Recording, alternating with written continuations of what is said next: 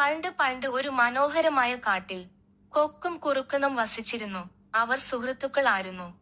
എല്ലാ ദിവസവും അവർ കുളക്കടവിൽ വെച്ച് കണ്ടുമുട്ടുമായിരുന്നു. കുറുക്കൻ ഒരു കുസൃതിക്കാരനായിരുന്നു. അവൻ അവന്റെ കൂട്ടുകാരിയായ കൊക്കിനെ പറ്റിക്കാൻ തീരുമാനിച്ചു.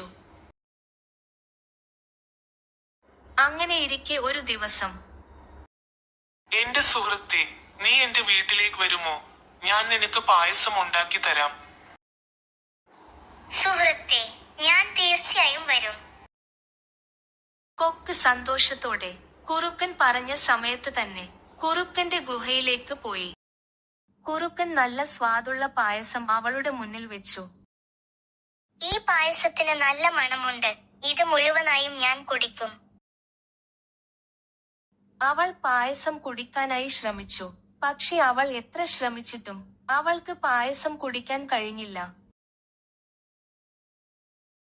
നീണ്ട കൊക്കുള്ള അവൾക്ക് ഈ പരന്ന പാത്രത്തിൽ എങ്ങനെയാണ് പായസം കുടിക്കാൻ കഴിയുക? പാവം കൊക്ക്. അവൾ ആ പായസം കുടിക്കാൻ കഴിയാതെ പ്രയാസപ്പെടുന്നത് കണ്ടിട്ട് കുറുക്കൻ മനസ്സിൽ കുലുങ്ങി ചിരിച്ചു. എന്നിട്ട് അവളുടെ മുന്നിൽ വെച്ച് കുറുക്കൻ ആ പായസം മുഴുവനും കുടിച്ചു. കൊക്ക് സങ്കടത്തോടെ അപമാനിതയായി അവളുടെ കുളത്തിലേക്ക് പറന്നുപോയി. കുറുക്കനെ ഒരു പാഠം പഠിപ്പിക്കാൻ തന്നെ കൊക്ക് തീരുമാനിച്ചു.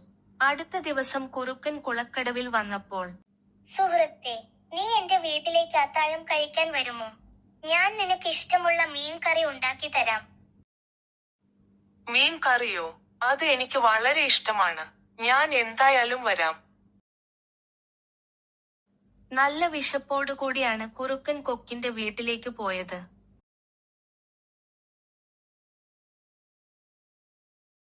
അവൾ കുറുക്കന്റെ മുന്നിൽ നീളമുള്ള പാത്രത്തിൽ മീൻ കറി കൊണ്ടുവന്നു വച്ചു. മീൻ കറിക്ക് നല്ല മണം. കുറുക്കന്റെ വായിൽ വെള്ളമൂറി. അവൻ മീൻ കറി കുടിക്കാനായി ശ്രമിച്ചു. നീളമുള്ള പാത്രമായതുകൊണ്ട് അവന് മീൻകറിയിൽ ഒന്ന് നക്കാൻ പോലും പറ്റിയില്ല. അവൻ പറ്റുന്നത് പോലെയെല്ലാം മീൻകറി കുടിക്കാൻ ശ്രമിച്ചു. എന്നാൽ കൊക്ക് ആകട്ടെ അവളുടെ നീളമുള്ള കൊക്ക് കൊണ്ട് ആ മീൻകറി മുഴുവനായും കുടിച്ചു. മീൻ കറി കുടിക്കാൻ സാധിക്കാതെ വന്നപ്പോൾ അവന് ദേഷ്യം വന്നു. നീ നീളമുള്ള പാത്രത്തിൽ മീൻ കറി തന്നാൽ ഞാൻ എങ്ങനെ കുടിക്കാനാണ്? നീ എന്നെ വിളിച്ചു വരുത്തി അപമാനിക്കുകയാണോ? നീ ഓർക്കുന്നില്ലേ നീ എന്നെ അപമാനിച്ചത്? പരന്ന പാത്രത്തിൽ എനിക്ക് പായസം കുടിക്കാൻ കഴിയില്ല എന്ന് അറിഞ്ഞുകൊണ്ടല്ലേ നീ അങ്ങനെ ചെയ്തത്? എന്നെ അപമാനിക്കാൻ വേണ്ടി. കുറുക്കന് അപ്പോഴാണ് അവൻ ചെയ്ത തെറ്റ് അവന് മനസ്സിലായത്. അവൻ വിശന്ന വയറോടെ അപമാനിതനായി തിരിച്ചുപോയി.